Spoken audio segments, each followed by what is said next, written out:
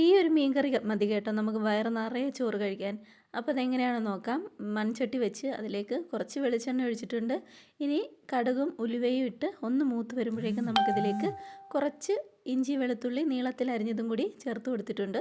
അതോടൊപ്പം ഒരു 2 പച്ചമുളക് നീളത്തിൽ അരിഞ്ഞതും കൂടി അങ്ങ് ഇട്ട് കൊടുത്തിട്ടുണ്ട്. ഇനി അതോടൊപ്പം 2 ചെറിയ തക്കാളി കൂടി മുറിച്ചത് ചേർത്ത് കൊടുത്തിട്ടുണ്ട്. ഇനി ഈ തക്കാളിയും ഇതെല്ലാം കൂടെ ഒന്ന് വഴന്ന് വരാൻ വേണ്ടി വെയിറ്റ് ചെയ്യാം. ആ സമയം കൊണ്ട് നമുക്ക് ഒരു മിക്സിയുടെ ജാറിലേക്ക് കുറച്ച് തേങ്ങ തിരിഞ്ഞത് ചേർത്ത് കൊടുത്തിട്ടുണ്ട്. അതോടൊപ്പം ഇതുപോലെ വലിയൊരു സ്പൂൺ മുളക് പൊടി എടുത്ത അതേ സ്പൂണിൽ തന്നെ പകുതി മല്ലിപ്പൊടി കൂടി ചേർത്ത് കൊടുക്കുന്നുണ്ട്. ഇനി ഇതിലേക്ക് 1/4 ടീസ്പൂൺ മഞ്ഞൾപ്പൊടി, ഒരു ചെറിയ കഷ്ണം പുളി, ഇത്രയും കൂടെ ചേർത്ത് നമുക്കിതൊന്ന് നന്നായി അരച്ചെടുക്കാം. ഇത് അരച്ചെടുക്കുമ്പോഴേക്കും നമ്മുടെ തക്കാളിയൊക്കെ നന്നായി വഴന്ന് വന്നിട്ടുണ്ട്. അതിലേക്ക് അരച്ചെടുത്തതും കൂടി അങ്ങ് ചേർത്ത് കൊടുക്കാം.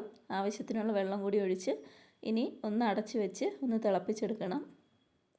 ഈ ചാറൊക്കെ ഇതുപോലെ ഒന്ന് തിളച്ച് വരുമ്പോൾ നമ്മുടെ മീൻ കഷ്ണങ്ങൾ അങ്ങ് ഇട്ട് കൊടുക്കാം.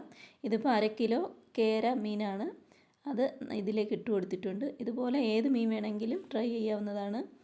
അപ്പോൾ മീൻ കഷ്ണങ്ങളും കൂടി ഇട്ട് ഇതുപോലെ ഒന്നുകൂടെ ഒന്ന് അടച്ച് വെച്ച് ചെറിയ തീയിലിട്ട് ഒരു 10 മിനിറ്റോളം നമുക്കൊന്ന് വറ്റിച്ചെടുക്കാം.